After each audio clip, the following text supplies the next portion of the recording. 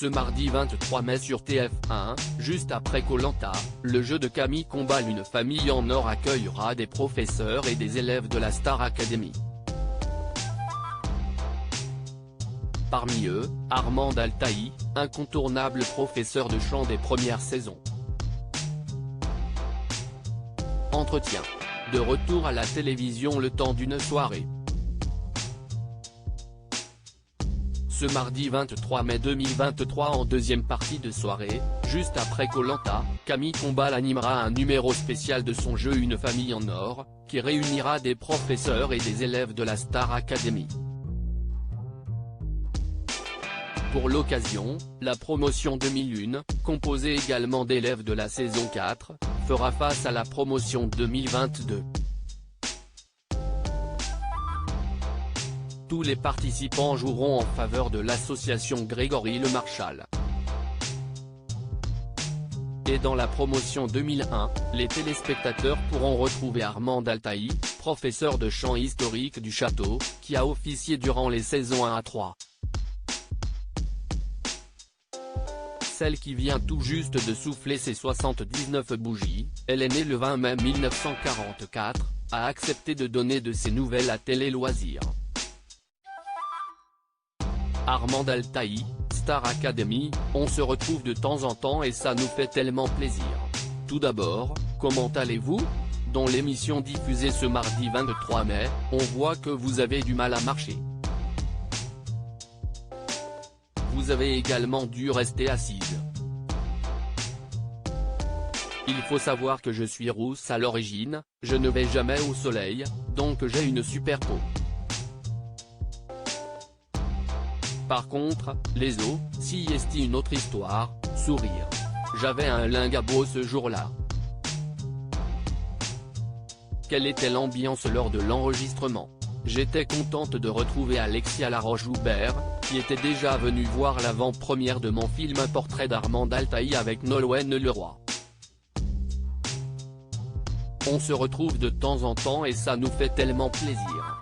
Dans le jeu, vous êtes dans l'équipe de Patrice McTav, que vous avez eu comme élève lors de la première saison en 2001. Quel souvenir gardez-vous de lui ? Patrice McTav était un artiste rêveur. C'était très dur de le faire chanter juste, mais on y est parvenu un petit peu. J'étais contente de le voir. Même si le temps passe, il y a quelque chose qui reste de cette première star AC. Une sorte d'extase, qui flotte, comme ça. Patrice chantait juste quand on lui faisait faire une position de gymnastique difficile, se souvient la professeure de chant de la Star Academy. Avez-vous le souvenir d'une anecdote amusante avec lui ? Je me souviens que Patrice chantait juste quand on lui faisait faire une position de gymnastique difficile, rire. Ce qui était drôle, si est que Jean-Pascal et lui étaient toujours nommés. Et ils étaient toujours rattrapés par le public. C'était devenu un gag. Maintenant Patrice est acteur. Je suis allé le voir au théâtre, il est formidable. Dans l'imaginaire collectif, vous êtes toujours rattaché à la Star Academy alors que vous n'avez été professeur que pendant 3 saisons. Comment l'expliquez-vous ? Peut-être parce que j'étais la première. Si est la même chose pour Kamel Ouali, premier professeur de danse, note de la rédaction, et Alexia Laroche-Joubert, première directrice, note de la rédaction. Pourquoi n'aviez-vous pas voulu participer à la saison 4 à l'époque sur TF1 ? Je ne sais plus pourquoi, mais la fatigue est venue. Il fallait que je respire un peu et que je me retrouve. Si est très prenant la Star Academy. On est sur une autre planète. Et à l'heure actuelle, vous n'avez toujours pas pris votre retraite. Non, les artistes ne prennent pas leur retraite. Ils travaillent jusqu'au bout. Je continue à donner des cours, à écrire des chansons, à dessiner. Je n'arrête pas. Armand Altaï, Star Academy.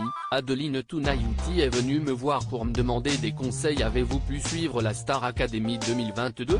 Je n'ai pas eu le temps. Avant le retour de l'émission, Adeline Tounayouti, la nouvelle professeure de chant, note de la rédaction, est venue me voir, on a papoté. Elle voulait des conseils, mais je pense qu'elle n'en avait pas besoin. C'était tout simplement la gentillesse d'une jeune vis-à-vis d'une vieille, sourire. Après, elle voulait revenir me voir, mais je lui ai dit qu'elle allait manquer de temps. La production vous avait-elle invité à assurer une masterclass au château cet automne? Non. Mais si est-il très bien comme ça. La vie continue. Vous savez, le plus grand des rivaux que vous pouvez avoir, si est-il le souvenir que vous laissez. Donc il ne faut pas revenir.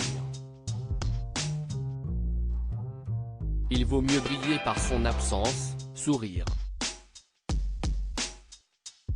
Accepteriez-vous de revenir au château juste pour le clin d'œil? Oui, pourquoi pas faire une visite? Ça me ferait plaisir. Armand Altaï, j'ai écrit quelques chansons pour une comédie musicale sur Vercingétorix. Outre le film qui vous a été consacré, vous avez un projet autour de Vercingétorix. Pouvez-vous nous en dire plus? Je vais régulièrement donner des cours de chant dans les campagnes, notamment du côté du site d'Alésia. On m'a fait visiter ce lieu magnifique, qui est exactement comme dans la guerre des Gaules de Jules César. Petit à petit, les gens du coin ont décidé de faire un spectacle sur Vercingétorix pour lequel j'ai écrit quelques chansons. Ce sera une comédie musicale. J'espère qu'ils arriveront au bout. Ce sont nos Gaulois d'aujourd'hui, ils espèrent présenter le spectacle en 2024. Enfin, y a-t-il un rêve que vous n'avez pas encore pu réaliser au cours de votre vie? Je ne sais pas. Je n'ai pas de regrets. Il me reste peu de temps et je veux le consacrer à rêver, à créer. Qu'importe le but, l'essentiel si est de faire. À lire aussi ils l'ont fait passer pour un peu suffisante. Armand Altaï regrette l'image qui a été donnée à Sophia et Saïdi dans la Star Academy.